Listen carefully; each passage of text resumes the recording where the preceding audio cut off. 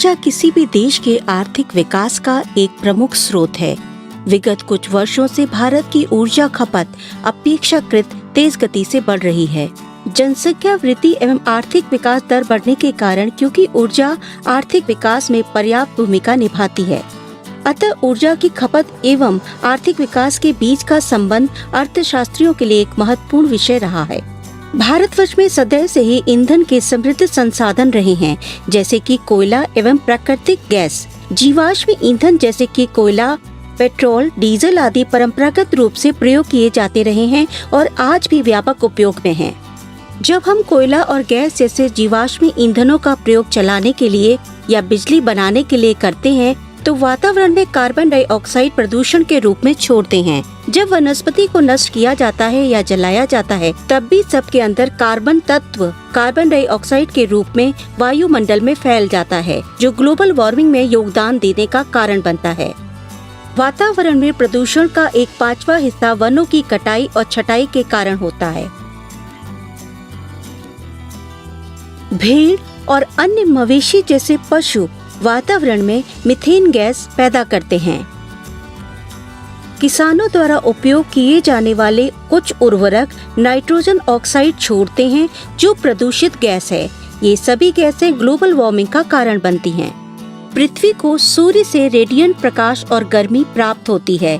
Infrared यानी गर्मी ऊष्मा वायुमंडल के बीच फंसी रहती है और अंततः ग्लोबल वार्मिंग के कारण के लिए जिम्मेदार होती है। जब भी वातावरण की ऊर्जा का संतुलन बिगड़ता है, तभी पृथ्वी की सतह गर्म या ठंडी हो जाती है और इसी वजह से भूमंडल की जलवायु में कई प्रकार के परिवर्तन से होते हैं। ग्रीन हाउस गैस के उत्पादन के लिए मुख्यतः वनस्पति एवं जीव अवशेष से बना जीवाश्म ईंधन एक मुख्य कारण है। अतः स्वच्छ ऊर्जा को विकसित करने के लिए ये एकदम सही समय है। विश्व भर में वैज्ञानिक उपलब्ध जीवाश्म या फॉसिल फ्यूल ईंधन पर आधारित ऊर्जा प्रणालियों को त्याग कर निम्न कार्बन टेक्नोलॉजी में बदलने के लिए प्रयत्न कर रहे हैं, जैसे कि सौर ऊर्जा, पवन ऊर्जा, जल ऊर्जा, ज्वारीय ऊर्जा यानी टॉयडल एनर्जी तथा बायोमास ऊर्जा आदि।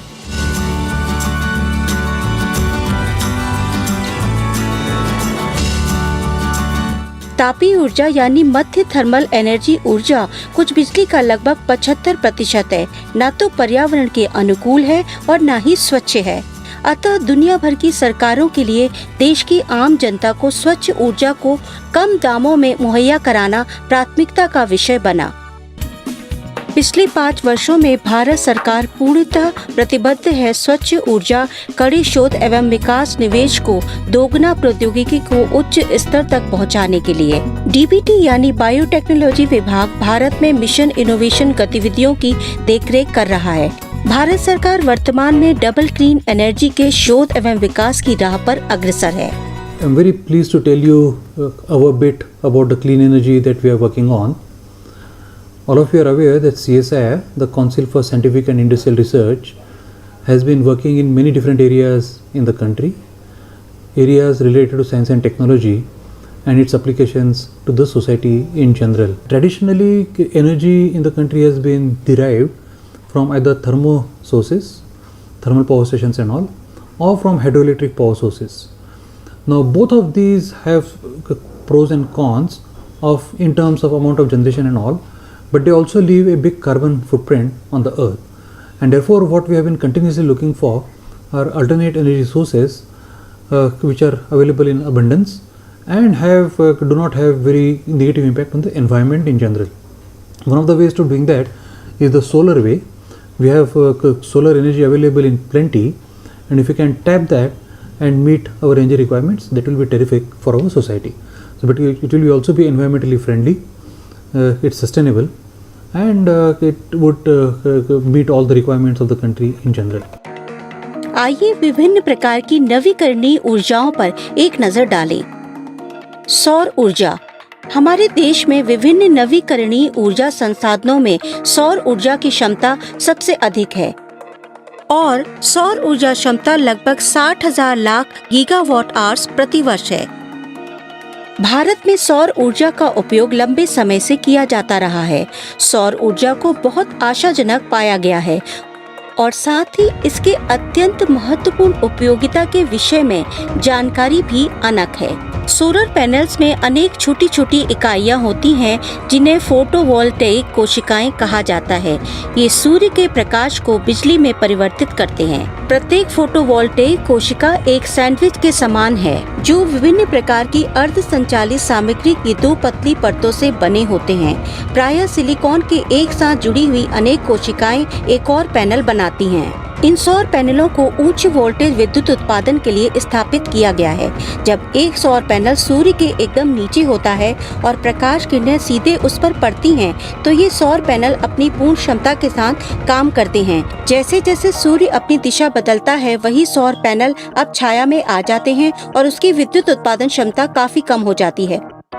यही कारण है कि इन सौर पैनलों से थोड़ी मात्रा में भी विद्युत उत्पादन करने के लिए भूमि या छत में बड़े क्षेत्र की आवश्यकता होती है, क्योंकि उन्हें दिन के अलग अलग समय में सूर्य किरणों की सीधी दिशा में रहना चाहिए। बड़े भूमि क्षेत्र की आवश्यकताओं से संबंधित समस्या को हल करने के लिए CSIR के वैज्ञानिकों ने सोलर पैनल का एक अनूठा डिजाइन विकसित किया है, सोलर ट्री के रूप में। सौर ऊर्जा वृक्ष को अधिकतम ऊर्जा प्राप्ति के लिए न्यूनतम भूमि उपयोग के अनुरूप डिजाइन किया गया है। स्मार्ट सोलर ट्री CSIR द्वारा विकसित और स्थापित किए गए हैं। ये केवल 0.25 मिलीमीटर जमीन पर स्थापित है और विकेंद्रीकृत विद्युत उत्पादन प्रणाली के तहत बढ़ाया और डिजाइन किया जा सकता है। इसका निर्माण भारत सरकार के स्मार्ट सिटी मिशन के अनुरूप है। सोलर पावर ट्री एक साथ सभी सौर पैनलों के साथ अपनी धुरी पर घूमता है, पूर्व से पश्चिम की दिशा में, जिससे सूर्य की किरणों से 10 से 15% अतिरिक्त बिजली उत्पन्न करता है। भारत में प्रति व्यक्ति बिजली की खपत विश्व की औसत का केवल 1/4 है। वास्तव में सभी घरों की ऊर्जा की आपूर्ति करने के लिए अगले कई वर्षों तक बिजली उत्पादन प्रणाली नेटवर्क को एक विशाल वृद्धि की आवश्यकता है। हाइड्रो इलेक्ट्रिक सेल एक अन्य स्वच्छ ऊर्जा नवाचार है। हाइड्रो इलेक्ट्रिक सेल, जो केवल पानी के अणुओं की बहुत कम मात्रा पर काम करता है। यहाँ पानी के अणु आयनों में टूट जाते हैं और पर्यावरण को नुकसान नहीं पहुँचाते हैं। Doctor R.K. कोटनाला मुख्य वैज्ञानिक पूर्व और उनकी अनुसंधान साझीदार डॉक्टर ज्योति शाह नेशनल फिजिकल लेबोरेटरी से दोनों ने हाइड्रो इलेक्ट्रिक सेल नामक एक अद्वितीय उपकरण सफलतापूर्वक विकसित किया है, जो पर्यावरण के अनुकूल है। हाइड्रो इलेक्ट्रिक सेल पानी की कुछ बूंदें छिड़कने पर बिजली पैदा करता है। हाइड्रो इलेक्ट्रिक सेल बनाने के लिए टीम ने नैनो पोरोस लिथियम के साथ मैग्नीशियम फेराइड का संश्लेषण किया। लिथियम मैग्नीशियम फेराइड का उपयोग पानी के अणुओं को हाइड्रोनियम और हाइड्रो ऑक्साइड आयनों में विभाजित करने के लिए किया जाता है। बिना बाहरी ऊर्जा, प्रकाश, एसिड या क्षार और इलेक्ट्रोलाइट का उपयोग किए हुए जस्ता एवं सिल्वर के इलेक्ट्रोट्रोड्स इसमें एनोड तथा कैथोड के रूप में काम करते हैं। हाइड्रो इलेक्ट्रिक सेल में जिंक और सिल्वर इलेक्ट्रोड के बीच में एक तत्व लगाया जाता है, जिसके एक ओर जस्ता तथा उसके दूसरी ओर कंघे के आकार में सिल्वर पेंट लगाया जाता है। अभी तक हाइड्रो इलेक्ट्रिक सेल 1 इंच से 4 इंच तक के आकार में बनाए जाते हैं। इलेक्ट्रोड्स का सर्किट पूरा करने के लिए तारों का इस्तेमाल किया जाता है। प्रत्येक मैग्नीशियम फेराइड 2 इंच व्यास वाले सेल 110 मिली एम्पियर करंट तथा 0.9 वोल्ट उत्पादन करने में सक्षम होता है। वांछित विद्युत उत्पादन शक्ति प्राप्त करने के लिए कई हाइड्रो इलेक्ट्रिक कोशिकाओं को समानांतर या संयोजन श्रृंखला में जोड़कर बढ़ाया जा सकता है। छोटे विद्युत उपकरणों पर हाइड्रो इलेक्ट्रिक सेल का प्रदर्शन सफलतापूर्वक देखा गया है। हाइड्रो इलेक्ट्रिक सेल्स प्रचलित समकक्ष साधनों की अपेक्षा पोर्टेबल बैटरी तथा मुख्य धारा ऊर्जा उत्पादन में ज्यादा लाभकारी सिद्ध होंगे। Hydroelectric cell has a potential to replace not only solar cell but fuel cell also, as its cost being low and it is all made in India in totality. We are approaching to industries as well as to the government so that soon we can bring hydroelectric cell into market. In future, electric vehicles are to be used for transportation purpose. Then the hydroelectric cell can be used as a main source of power to a electric vehicles. Fabrication of hydroelectric cell is so simple and cost effective that it can be used in rural areas where the transmission line cost is very high. It can also be used in remote areas where military persons resides. It is very portable and lightweight that anyone carry with their traveling kit to charge their mobile or any small power device. Bharat में mission innovation को न केवल DBT और CSIR जैसी nodal एजेंसियों द्वारा विकसित किया गया है, बल्कि टेरी जैसे अन्य कई निजी संगठन भी गैर पारंपरिक संसाधनों से ऊर्जा उत्पादन के अपने लक्ष्यों के लिए प्रतिबद्ध हैं और इस प्रकार पर्यावरण संरक्षण में मदद करते हैं। हालांकि टेरी ऊर्जा एवं संसाधन संस्थान नई दिल्ली स्वच्छ ऊर्जा स्रोतों के विभिन्न तरीकों को विकसित करने की प्रक्रिया में एक उल्लेखनीय कार्य कर रहा है। टेरी ने उत्पादक ऊर्जा पैदा करने के लिए बायोमास गैसीफायर विकसित किया है। बायोमास गैसीकरण एक ठोस बायोमास ईंधन को दहनशील गैसों में बदलने की एक प्रक्रिया है, थर्मो रासायनिक प्रतिक्रियाओं के माध्यम से। लगभग 2.5 से 3.0 नॉर्मल क्यूबिक मीटर गैस प्राप्त की जा सकती है 1 किलोग्राम सूखे बायोमास से। बायोमास गैसीकरण की खोज के पीछे मूल उद्देश्य है ऊर्जा प्राप्ति की सुरक्षा। ये तकनीक धीरे धीरे पारंपरिक बायोमास उपयोग और जीवाश्म संचालित प्रणालियां दोनों की जगह ले रही है, क्योंकि ये एक सस्ती कीमत पर ऊर्जा का स्रोत प्रदान करता है। ग्रामीण परिवारों के अलावा बड़ी संख्या में छोटे ग्रामीण और कुटीर उद्योग के लिए बायोमास ईंधन ऊर्जा का मुख्य स्रोत है। ऊर्जा का सबसे प्रचलित स्रोत जैव ईंधन या बायोमास द्रव्यमान है। बायोमास जैविक सामग्री है जो जीवित या हाल ही में रहने वाले जीवों से प्राप्त होती है।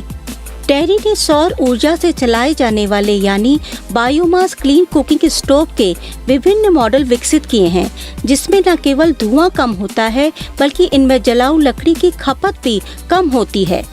महत्वपूर्ण परिणाम प्राप्त हुए जब TERI power finance corporation agriculture insurance company और जीविका की संयुक्त पहल में बिहार के ग्रामीण क्षेत्र में इन स्मार्ट क्लीन कुकिंग स्टोव को बढ़ावा दिया गया। कई उपयोगकर्ताओं ने बताया कि सौर ऊर्जा चालित स्वच्छ खाना पकाने के चूल्हे और प्रकाश के नियमित उपयोग से उनके जीवन में चमक और समृद्धि आई है, जहां बच्चे पढ़ाई कर सकते हैं और महिलाएं रात में अपने घर के अन्य काम कर सकती हैं। ये देश के दूर दराज के क्षेत्रों को ईंधन और जलने के लिए मिट्टी के तेल के उपयोग की वर्षों पुरानी प्रथा से निकालकर आत्मनिर्भर बना रहा है।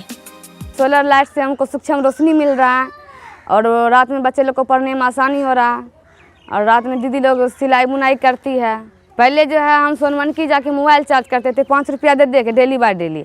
अभी हमको घर बैठे चार्ज हो रहा मोबाइल, यही सब फायदा ना। किरासन तेल भी यूज करते थे पहले, डिबिया और लालटेन में जलाते थे, अभी वो तेल भी मतलब बच रहा है। At TERI we have developed very innovative design of gasifier which convert this solid waste material, bio waste material into a syngas using gasification technology, and this syngas is further being used as a fuel either for industrial heat application in furnaces, boilers and other devices which has been used to meet the industrial heat demand of our MSME sectors, and or it can be used as a fuel to run in IC engine mode to produce power both at decentralized off-grid areas or for megawatt scale applications in for grid applications.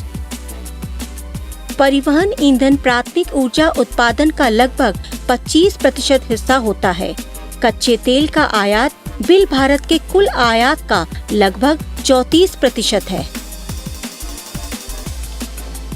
Terry Dickens nano biotechnology centre में वैज्ञानिकों ने शैवाल से ईंधन उत्पादन के लिए एक प्रक्रिया विकसित की है, जिसमें स्वच्छ और हरित ऊर्जा की बड़ी क्षमता दिखाई गई है। यहाँ पर एक धरती पर क्षैतिज अवस्था में शैवाल के विकास के लिए बनाया हुआ तालाब है। यहाँ पर मोटर द्वारा संचालित पैडल व्हील एक बंद लूप में 30 सेंटीमीटर गहरी 75 सेंटीमीटर चौड़े चैनलों के माध्यम से बहते हुए शैवाल को अच्छी तरह से मिश्रित करता है। खंड का पूरा आकार 6.5 मीटर से 3.5 मीटर है। इस क्षैतिज विकास खंड के ऊपर एक दूसरे से 1 मीटर की दूरी पर स्थापित की जाने वाली शैवाल के साथ पैनल 1 मीटर लंबे, 20 सेंटीमीटर चौड़े और तिरछे लगे होते हैं। तिरछे पैनलों के किनारे लचीले पारदर्शी प्लास्टिक से बने होते हैं। शैवाल को इकट्ठा होने से रोकने और उन्हें अच्छी तरह से मिश्रित रखने के लिए प्रत्येक पैनल के नीचे एक पनडुब्बी पंप होता है। आंशिक रूप से पारदर्शी चादरों को तिरछे पैनलों के दानों और 45 डिग्री अंश पर लगाया जाता है, जो सूर्य प्रकाश के अतिरिक्त वितरण के लिए सहायक होता है। इस प्रकार लगाया हुआ शैवाल गाढ़े पेस्ट के रूप में होता है। टेरी ने सूर्य के प्रकाश वितरण के आधार पर ये बाहरी शैवाल उत्पादन प्रणाली विकसित की है। इस प्रणाली का उद्देश्य माइक्रो शैवाल की उच्च प्रयोगशाला उपज का बाहरी उत्पादकता में खोज करना है। इस प्रणाली का परीक्षण अब तक 10,000 लीटर क्षमता पर किया जा चुका है।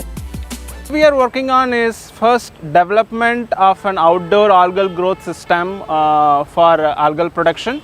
We see very high yields in the lab, but translating it to outdoor mass productivity has been a challenge. So we have used sunlight distribution principles in our algal system here, whereby using this system we have found about 1.5 to 2.5 times higher outdoor productivity compared to standard systems. We concentrate the algae to a wet thick paste, and then we try to harvest the algal lipids inside these algae. You can then process it further to transport fuels. Once you have removed these lipids from the algae, the remaining algae you could further utilize for other value product development like animal feed, aquaculture feed, and also new material science based novel material development, because algae are superfood. You get a variety of carotenoids and omega fatty acids, pigments, amino acids from it. So all this together you could have an integrated biorefinery kind of approach where you have multiple product stream coming out and you have each product adding value to each other for overall economic viability. Mumbai में एक परियोजना 10 litre 1000 शैवाल उत्पादन प्रणाली के साथ, जिसमें सभी संबंधित प्रक्रियाओं से उत्पाद, पशु चारा एवं न्यूट्रोस्यूटिकल्स आदि को एकीकृत करने के लिए व्यावसायिक तौर पर शुरू की जा रही है। We are trying to build up a biorefinery approach as similar as the crude oil processing, so that there are multiple products. So the biofuel is a true replacement of diesel, and since it is of very high quality, it can be used as a jet fuel. That means the aviation industry can use it. Besides the normal fleets of transports, those are used across the board. There are multiple streams of industries which get benefited by this process. India is fortunate to have sea at the 3 sides of its boundaries, and that is providing us the seawater as a resource. The industries around in the sea shores producing flue gas, which is a waste or a pollutant, can be used as a resource as well. And this both resources on the wastelands around the seashore provides us an opportunity to produce energy which is much in demand, and it will be growing over a period of time for the Indian needs. This definitely will make a big contribution towards our transport fuel requirement, for which we are mostly dependent on the imports. So I think towards the self-sufficiency, this would be a very significant contribution. पवन ऊर्जा। भारत वैश्विक पवन ऊर्जा बाजार में एक प्रमुख खिलाड़ी है। तमिलनाडु, महाराष्ट्र, कर्नाटक, राजस्थान, गुजरात प्रमुख राज्य हैं जो भारत में पवन ऊर्जा विकास पर ध्यान केंद्रित कर रहे हैं। आधुनिक पवन टरबाइन डिजाइनों में मोटर में होने वाले शोर को काफी कम कर दिया है। टरबाइन डिजाइनर शोर को कम करने के लिए काम कर रहे हैं, क्योंकि शोर से ऊर्जा उत्पत्ति का नाश होता है। हवा की कमी या उच्च गति की वजह से बिजली उत्पादन में परिवर्तनशीलता आती है। अन्य स्वच्छ ऊर्जा मिशन पहलुओं में शामिल है कोल डस्ट कलेक्टिंग और ब्रिकेटिंग सिस्टम। खनन और औद्योगिक क्षेत्र में कोयला डस्ट कलेक्टिंग और ब्रिकेटिंग प्रणाली विकसित की गई है, जो वायु जनित धूल से संबंधित स्वास्थ्य समस्या को प्रभावी ढंग से कम करती है। खदानों और अन्य औद्योगिक क्षेत्रों में भारी संख्या में कर्मचारी इस सिस्टम के निर्माण और संचालन में लगे रहते हैं। स्वच्छ ऊर्जा भारत की वर्तमान मांग है। ये हमारे देश को प्रदूषण, ग्लोबल वार्मिंग, प्राकृतिक आपदाओं आदि से बचाने में मदद करेगी। भारत दुनिया के सबसे बड़े और सबसे अधिक महत्वाकांक्षी नवीकरणीय क्षमता विस्तार कार्यक्रमों में से एक चला रहा है। नवीन और नवीकरणीय ऊर्जा मंत्रालय MNRE देश के लिए एक स्वच्छ ऊर्जा भविष्य सुनिश्चित करने के लिए अनेक ठोस कदम उठा रहा है। विभिन्न स्वच्छ ऊर्जा प्रौद्योगिकियां आने वाले समय में वर्तमान ऊर्जा स्रोतों के लिए एक विकल्प साबित होंगी। स्वच्छ ऊर्जा को दोगुना करना इस दिशा में एक बड़ा कदम है।